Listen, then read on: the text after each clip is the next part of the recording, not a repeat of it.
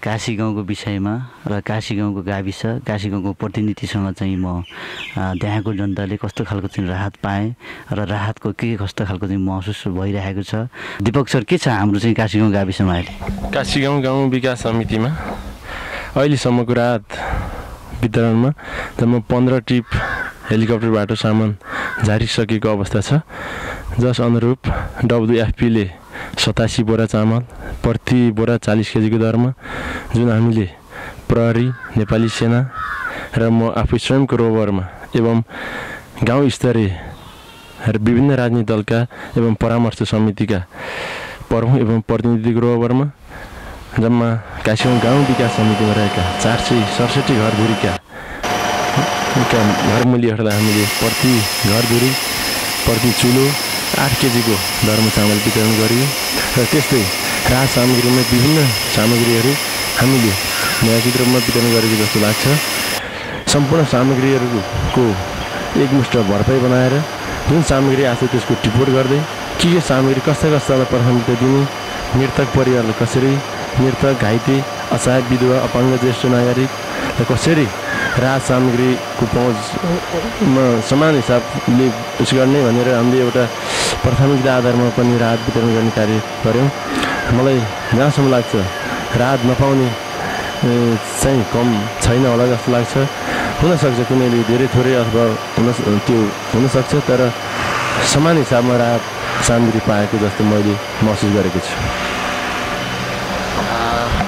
अनि दीपक सर अहिले चाहिँ हाम्रो त्यहाँ मानवीय क्षति र घाइतेहरू कति भएको छन् त्यहाँ?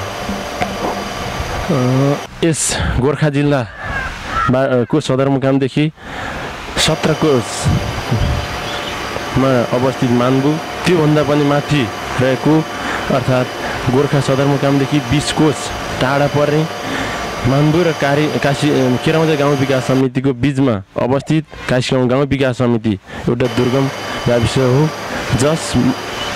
जुन गाविसमा अहिले जम्मा 10 जना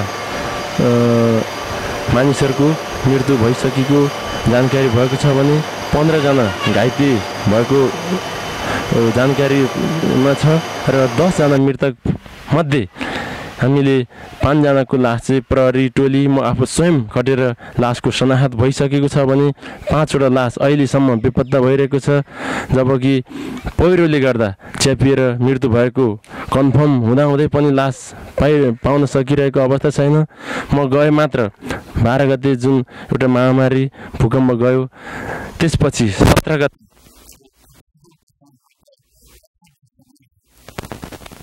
ढलेको लास स्वरूप भइसकेको एउटा घाइतेलाई हामीले हेलिकप्टर मार्फत हात खुट्टा कुहिएको अवस्थामा त्यसलाई हेलिकप्टरबाट रिफर गरी पोखरा लगियो र त्यो उपचार पनि भइरहेको छ।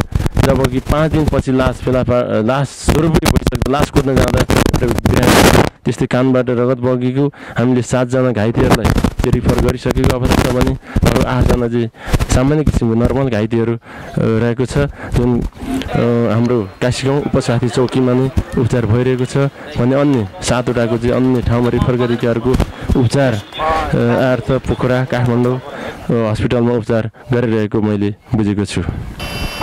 अनि दीपक सर अहिले त्यहाँ हाम्रो काशीगाउँ गाविसमा चाहिँ अब यो भौतिक क्षतिहरू कति भएको छन् र त्यहाँको स्थानीयहरू बस्ने अवस्थामा छ कि छैन, यसको बारेमा थोरै जानकारी पाउन। हस्, धन्यवाद। यस काशीगाउँ गाउँ विकास समिति गोर्खा जिल्लाको भूगोलमा ठुलो भए तापनि एउटा असाध्यै एउटै गाउँ एउटै गाविस भन्न फरक नपर्ने, जबकि 3 वटा गाउँमा मात्र अवस्थित छ। वडा नम्बर 1 र 2 यार्छा गाउँ, त्यस्तै वडा नम्बर 3 देखि 7 सम्म काशी गाउँ र वडा नम्बर 8 र 9 चाँपोखरा गाउँ रहेको छ। जसमध्येमा 467 घरधुरी मध्येमा लगभग 350 घरधुरी पूर्ण रूपमा ध्वस्त भएका छन् भने बाँकी घरधुरीहरू आंशिक रूपमा ध्वस्त भएका छन्। त्यस पूर्ण रूपमा बस्ने अवस्था त्यो घरमा अहिले 2 हप्ताको पिरियडमा पनि अहिलेसम्म बस्न सक्ने अवस्था पटक्कै छैन। बाहिर खुल्ला आकाश मुनि नै तिरपालको व्यवस्था मार्फत पाल टाँगेर बस्नुपर्ने अवस्था देखिएको छ। दीपक सर यहाँ हुनुहुन्थ्यो काशीगाउँ गाविस का सचिव र त्यहाँका स्थानीयका प्रतिनिधि। दीपक सरले धन्यवाद दिन चाहन्छु। हस् त, थ्याङ्क यू।